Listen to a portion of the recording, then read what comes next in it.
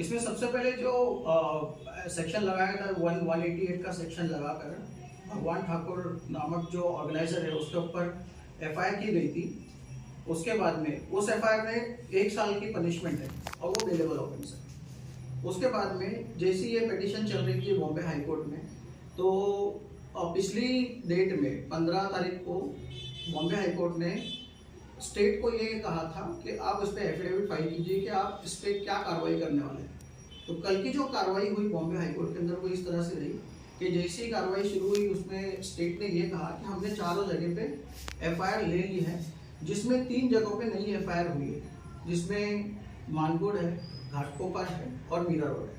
मालवनी के अंदर ऑलरेडी जो एफआईआर थी 188 सेक्शन के साथ में, उसमें एडिशन 153A ऐड किया गया, सेक्शन 153 ऑफ आईपीसी। और जो हेट स्पीच में हमारी जो पिटीशन के अंदर था कि नितेश राणे जो है उसके खिलाफ कार्रवाई हो, तो उसमें उनका नाम ऐड किया गया है और उस पे उसी एफआईआर के अंदर उनका नाम ऐड किया गया है। और भी धाराएं लगाई गई है, कौन कौन सी है? 506 है आईपीसी, 504 है और इनके साथ में लगी है। तो उसके अंदर 295A जो सेक्शन है आईपीसी का वो लगाने के लिए बॉम्बे हाई कोर्ट में इस पर बहस हुई। उसमें बॉम्बे हाई कोर्ट ने ये कहा कि इस पर 295A क्यों नहीं लगना चाहिए। इसमें स्टेट है वो अपना रिप्लाई दाखिल करेंगे, एफिडेविट दाखिल करेंगे। उसके बाद में जो अगली हियरिंग है 19 जून को, उसके अंदर ये फैसला दिया जाएगा कि 295A भी इसमें ऐड होना चाहिए या नहीं होना चाहिए। पिटीशन फाइल की गई थी, किन लोगों ने की थी और उसमें जो हेट स्पीच क्या क्या दी गई थी हमारे दर्शकों को? एक्चुअली में पिटीशन फाइल करने से पहले जो ग्राउंड्स थे, मसला ये था कि जब ये जन आक्रोश रैली रख रहे थे तो इन्होंने बैनर्स लगाना शुरू किया जिसमें उनके खुले स्टेटमेंट्स ऐसे थे, लव जिहाद और ये मुसलमानों के लिए मुद्दे बनाना शुरू किया। तो हम सारे एनजीओज वालों ने पहले ही पुलिस स्टेशन को हमने उस टाइम अप्रोच किया था कि भाई ये इनकी रैली होने वाली है, इसमें ये मामला हो सकते हैं या हेट स्पीच हो सकती है, तो आप एक्शन लीजिए। तो उसी के तहत जो 188 की एफआईआर हुई थी, इनको जो परमिशन नहीं मिली थी हुई। लेकिन उस दिन रैली में नीतीश राणे ने जब सभा की तो उसने ये कहा कि यहाँ बांग्लादेशी रहते हैं मालवनी के अंदर और मुसलमान, बहुत सारी चीजें मुसलमानों के मुखालफत में बोली और हर जगह घाटकोपर इधर उधर बोल रहे थे। तो जैसी एपिसोड हुआ हमने पुलिस स्टेशन में फिर अप्रोच किया कि नीतीश राणे पे सेक्शन 153, 295, 504, 506 पे एफआईआर हो। लेकिन हमारी मुकम्मल 4-5 मीटिंग्स हुई डीसीपी से, एसीपी से, सीनियर से, लेकिन हमें ऐसा लगा नहीं कि पुलिस कर पाएगी। उनके ऊपर प्रेशर नजर आया, मतलब ऐसा नजर आया कि अब यहाँ से कुछ होगा नहीं। तो हमने हाई कोर्ट मूव किया, मुझे पेटिशनर बनाया सारे एनजीओज ने मशवरा कर। तो फिर हमने हमारे एडवोकेट्स की एक संस्था है एपीसीआर, उसको अप्रोच किया।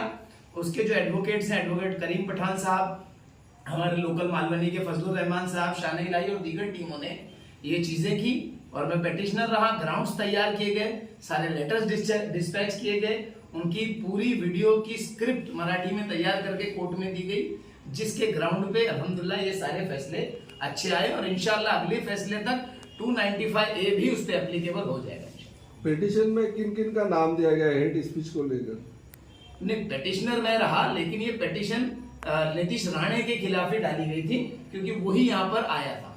देखिए इसमें 2 अलग अलग पिटीशन चल रही थी, जिसमें से मीरा रोड से एक पिटीशन दाखिल की गई थी, जिसमें जो senior council Gayatri Singh madam है वो आर्ग्यू कर रहे थे। उसके अंदर जो दूसरी जगहों के अंदर जो हेट स्पीचेस हुई थी उनको एक कॉमन ये ऑब्जेक्ट मान के लेकर, कॉज ऑफ एक्शन लेकर उनको पिटीशन दाखिल की गई थी। मालवनी की जो थी वो सिर्फ खिलाफ थी नीतीश राणे के, और जो दूसरी जो दीगर मीरा रोड की बात की जाए तो वहाँ पर जो गीता जैन है, एमएलए गीता जैन है, टी राजा है और नीतीश राणे, इन तीनों के खिलाफ कार्रवाई करने पे जोर दिया गया। हेट स्पीच को लेकर आप क्या कहेंगे? सिर्फ मालवनी का मसला नहीं, पूरे देश में माइनॉरिटी मुस्लिम को लेकर हेट स्पीच दिया जाता है, इसको आप किस तरह से देखते हैं? हेट स्पीच का कैसा है, जब तक इस हेट स्पीच को लेके कानून नहीं बन जाता इस देश में, एक केस सुप्रीम कोर्ट में ऑलरेडी चल रहा है जिसके तहत मालवनी से भी हमारे जमीन मर्चेंट साहब ने उस केस में अगुवाई की है और उनकी भी कल सुनवाई थी, लेकिन आ नहीं पाया, नेक्स्ट डेट मिल चुकी है। तो हम तो ये चाहते हैं कि एक ऐसा कानून बन जाए ताकि जो कोई नेता किसी भी धर्म का हो, किसी भी पॉलिटिकल पार्टी का हो या किसी भी तंजीम का हो, किसी भी धर्म को ठेस पहुंचाए तो उसके खिलाफ तुरंत एक्शन होना चाहिए। तो उसकी अगली सुनवाई कब होगी इस केस की? हमारी केस की अगली सुनवाई 19 जून की मिली है, क्योंकि अभी समर वेकेशन है तो कोर्ट जरा बंद है, तो ज्यादातर केसेस की तारीख समर वेकेशन के बाद की है। क्या उम्मीद लगती है आपको, क्या किस तरह का फैसला होगा जब हो 19 जून आएगा, तो किस तरह का फैसला आप उम्मीद लगाएंगे? अभी तक जो कोर्ट के फैसला आया है इस देश, हम तो एक केस सुप्रीम कोर्ट में ऑलरेडी चल रहा है, जिसके तहत मालवनी से भी हमारे जमील मर्चेंट साहब ने उस केस में अगुवाई की है और उनकी भी कल सुनवाई थी, लेकिन आ नहीं पाया, नेक्स्ट डेट मिल चुकी है। तो हम तो ये चाहते हैं कि एक ऐसा कानून बन जाए ताकि जो कोई नेता किसी भी धर्म का हो, किसी भी पॉलिटिकल पार्टी का हो या किसी भी तंजीम का हो, किसी भी धर्म को ठेस पहुंचाए तो उसके खिलाफ तुरंत एक्शन होना चाहिए। तो उसकी अगली सुनवाई कब होगी इस केस की? हमारी केस की अगली सुनवाई 19 जून की मिली है, क्योंकि अभी समर वेकेशन है तो कोर्ट जरा बंद है, तो ज्यादातर केसेस की तारीख समर वेकेशन के बाद की है। क्या उम्मीद लगती है आपको, क्या किस तरह का फैसला होगा जब हो 19 जून आएगा, तो किस तरह का फैसला आप उम्मीद लगाएंगे? अभी तक जो कोर्ट के फैसला आया है, हम तो इतनी उम्मीद भी नहीं थी कि इतना फास्ट एक्शन होगा, लेकिन 4 जगह एक ही दिन में एफआईआर होना ये बहुत बड़ा जजमेंट है।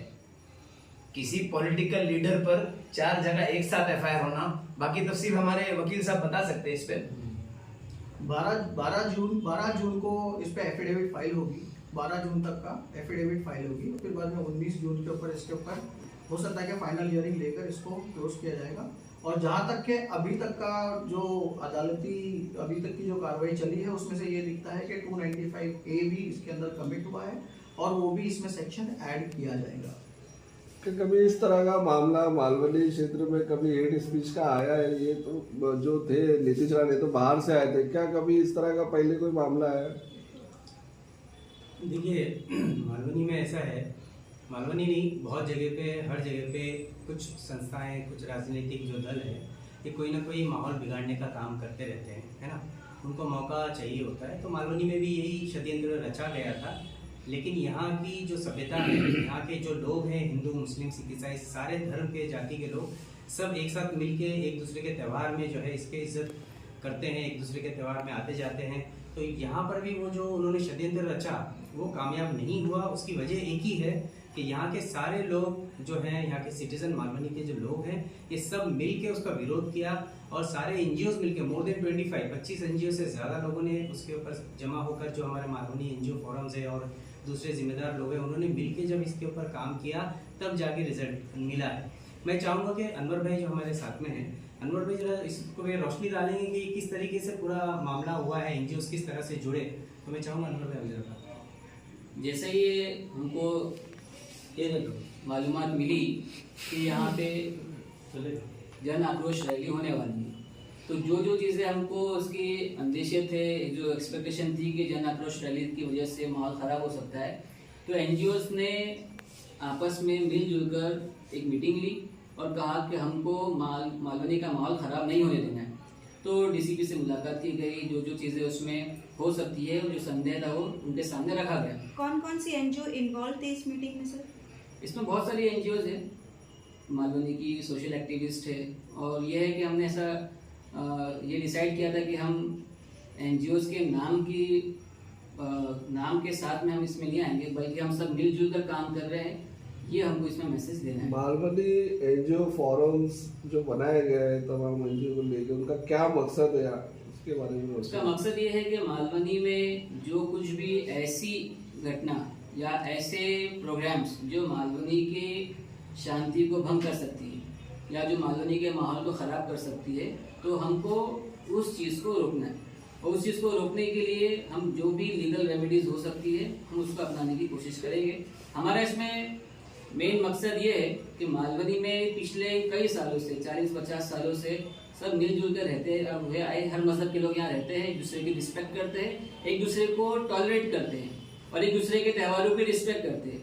वो रिस्पेक्ट बनी रहे एक दूसरे के ताल्लुक से एक दूसरे के दिल में जो जज्बा है, नेक जज्बा है, वो बना रहे, ये डिस्टर्ब ना हो, बाहर से कोई आकर यहाँ का माहौल खराब करे, ये चीज यहाँ पर ना हो। इसलिए हमने एकजुट होकर ये फोरम को बनाया और इस फोरम के जरिए हम चाहते हैं कि मालवनी में हमेशा अच्छा और पुरअमन माहौल कायम रहे। और भी कोई मकसद है मालवनी में? और भी समस्या होती है? आपने जो एनजीओ बनाया बहुत अच्छा एनजीओ है, एक ही मकसद के लिए बनाया?